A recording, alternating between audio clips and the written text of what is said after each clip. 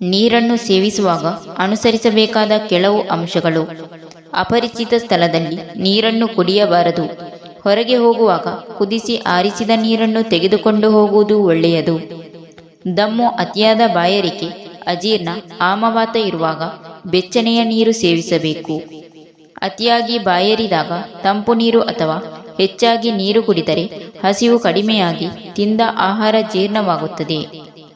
ಮಕ್ಕಳನ್ನು ಕಾಡುವ ಅಸ್ಥಿಬೇಣಿ, ಅತಿಸಾರ, ಪಾಂಡುರೋಗ, ಬೇದಿ, ಮೊಳಕೆ ರೋಗ ಇದ್ದಾಗ ಔಷಧಿಯುಕ್ತ ನೀರಿನ ಸೇವನೆ ಅತ್ಯುತ್ತಮ. ಸ್ವಚ್ಛವಾದ ಲೋಟಗಳನ್ನು ಬಳಸದಿದ್ದರೆ ನೀರು ಶುದ್ಧೀಕರಿಸಿದ್ದು ವ್ಯರ್ಥವಾಗುತ್ತದೆ.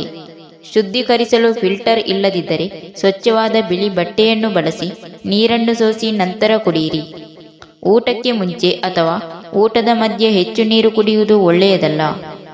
ಊಟದ ನಂತರ ಲಘುಪಾನೀಯ ಅಥವಾ ತಂಪು ನೀರು ಕುಡಿಯುವುದರಿಂದ ಆರೋಗ್ಯದ ಮೇಲೆ ತೊಂದರೆಯುಂಟಾಗುತ್ತದೆ. ಎಣ್ಣೆ ಪದಾರ್ಥಗಳನ್ನು ತಿಂದ ಬಳಿಕ ತಂಪು ನೀರು ಕುಡಿಯಬಾರದು. ಇದರಿಂದ ಜೀರ್ಣಕ್ರಿಯೆ ನಿಧಾನವಾಗಿ ನಡೆದು ತಿಂದ ಪದಾರ್ಥ ಗಟ್ಟಿಗೊಳಿಸುತ್ತದೆ. ಇದರಿಂದ ಹೊಟ್ಟೆ ನೋವು, ಎದೆನೋವು, ಹೃದಯ ಸಂಬಂಧಿ ಕಾಯಿಲೆಗಳು ಬರುತ್ತದೆ. ನೀರನ್ನು ಬಿಸಿಲು ಹಾಗೂ ಧೂಳು ಹೆಚ್ಚಾಗಿರುವ ಸ್ಥಳದಲ್ಲಿ ಇಡಬಾರದು. ಸಾಮಾನ್ಯ ಕೊಠಡಿ ತಾಪಮಾನದ ಜಾಗದಲ್ಲಿ ಇಡಬೇಕು. ನೀರನ್ನು ಪ್ರತಿದಿನ ಬೆಳಿಗ್ಗೆ ಎದ್ದ ತಕ್ಷಣ ಹಲ್ಲುಜ್ಜಿದ ನಂತರ 1.5 ರಿಂದ 2 ಲೋಟ ನೀರು ಕುಡಿಯಬೇಕು.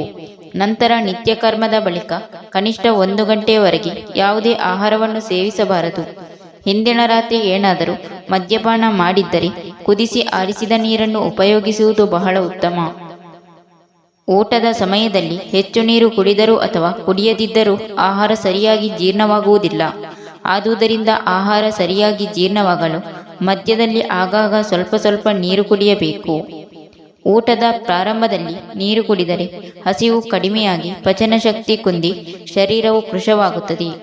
ಊಟದ ಕೊನೆಗೆ ನೀರು ಕುಡಿದರೆ ಕಫಾಂಶ ಜಾಸ್ತಿಯಾಗಿ ದೇಹ ಸ್ಥೂಲವಾಗುತ್ತದೆ.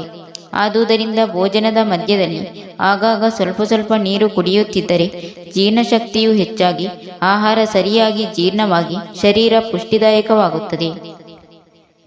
Thank you for watching. ವೀಕ್ಷಕರೇ, ವಿಡಿಯೋ ಇಷ್ಟ ಆದರೆ ಒಂದು ಲೈಕ್ ಮಾಡಿ, ವಿಡಿಯೋನ ಎಲ್ಲರಿಗೂ ಶೇರ್ ಮಾಡಿ, ಚಾನಲ್ನ ತಕ್ಷಣ ಸಬ್ಸ್ಕ್ರೈಬ್ ಮಾಡಿ.